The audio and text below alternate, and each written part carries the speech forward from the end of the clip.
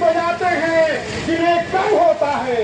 तालियां वो लोग नहीं बजाते हैं जिन्हें गम होता है। तालियां वो लोग बजाते हैं जिनके महापुरुषों में दम होता है।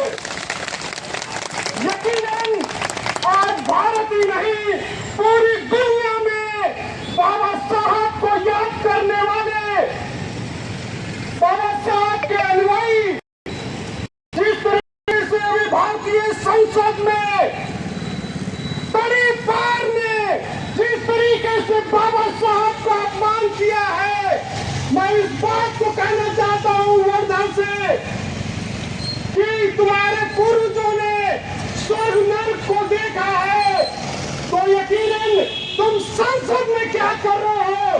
तुमको स्वर्ग और नरक में जाना चाहिए।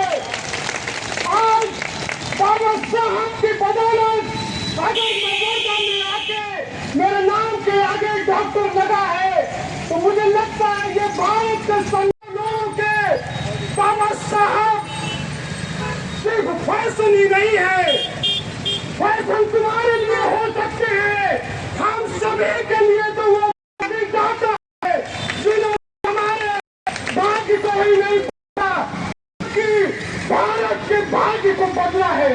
हम इस बात को कहना चाहते हैं परिवार को वर्धा के जिलाधिकारी के माध्यम से वो कान खोल कर सुन ले, कान खोल कर सुन ले। अगर बाबा साहब के अपमान का तुमने माफी नहीं मांगा और तुम्हारे अंदर जरा से भी शर्म अगर बची है तो संसद से राजीनामा दो और अपने स्वर्ग का रास्ते की तरफ बढ़ो।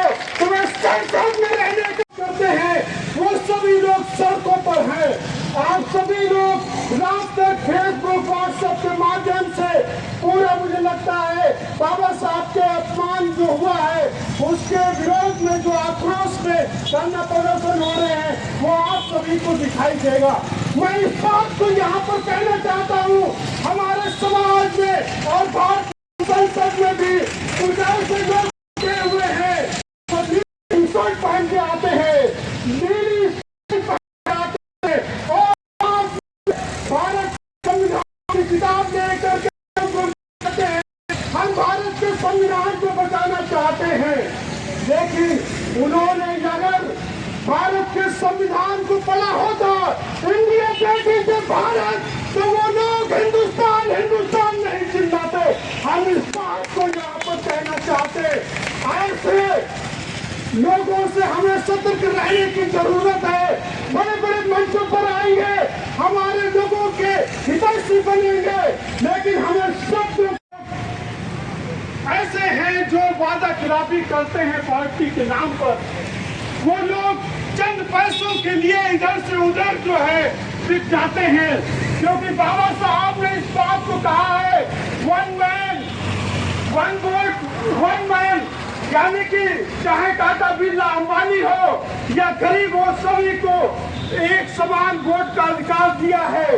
तो हमें वोट के माध्यम से जो अपने प्रतिनिधियों को चुन करके संसद और विधानसभा में भेजना ही है।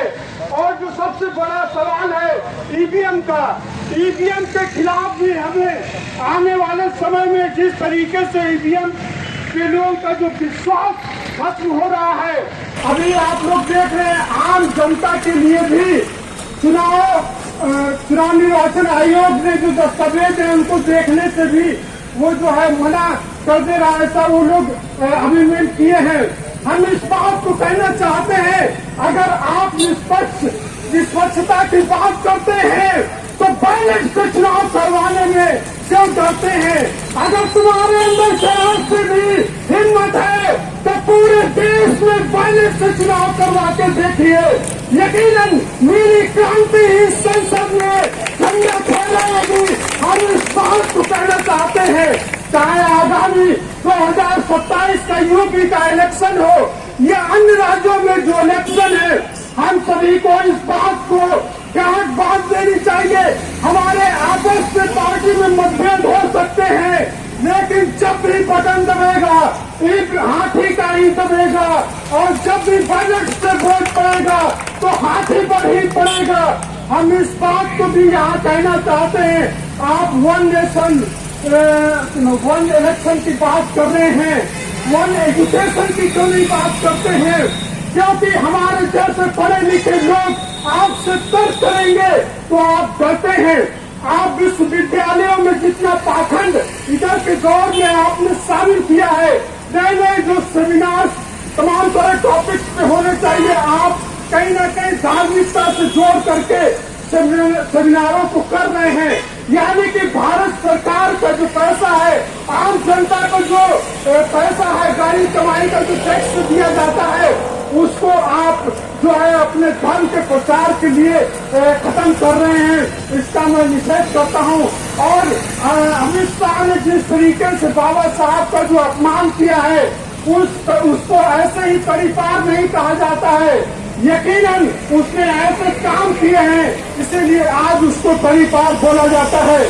हम यहाँ पर बातें तो बहुत सारी हैं जिनपे बातचीत होगी, आगे कभी समय मिलेगा, लेकिन हमें बाबा साहब के अपमान का तो बदला लेना ही है। और आने वाले समय में अपने वोट की ताकत को भी हमें समझना है। और एक झंडा यानी कि जो हाथी का जो बैनर है, बसपा का जो बैनर है, उसके तले हम सभी को एकजुट होकर के हमें हक और अधिकार जो बाबा साहब ने हमें संविधान के द्वारा जो महिलाओं का जो 50% प्रतिनिधित्व का अधिकार दिया है, लेकिन जो देश में हमारे सरकार है वो 33% जो महिलाओं का आरक्षण का बिल है अभी भी ठंडे बस्ते में पड़ा हुआ है। अगर इनको यकीनन वो महिला सम्मान की बात करते हैं, बेटी बचाओ बेटी पढ़ाओ की बात करते हैं, तो आप 50% जो महिलाओं का प्रतिनिधित्व का बिल है उसको क्यों नहीं पास करते हैं? सिर्फ रेवड़िया बांटने का जो काम करते हैं। सुप्रीम कोर्ट ने भी अभी कहा है कि आप रेवड़िया मत बांटिए, लोगों को रोजगार दीजिए। ये नालायक किस्म की जो सरकार में बैठे हुए लोग हैं, अपने को शिक्षित होने का जो कहते हैं कि हम शिक्षित हैं, सरकार तुमसे सरकार भी नहीं चलाई जा रही है, तुम लोग संविधान को भी नहीं पढ़ते हो।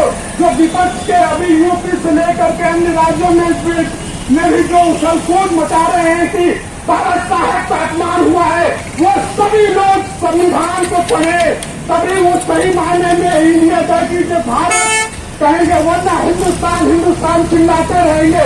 ऐसे लोग कभी भी हमारे बाबा साहब का और हमारे संविधान का वो सम्मान नहीं कर सकते हैं।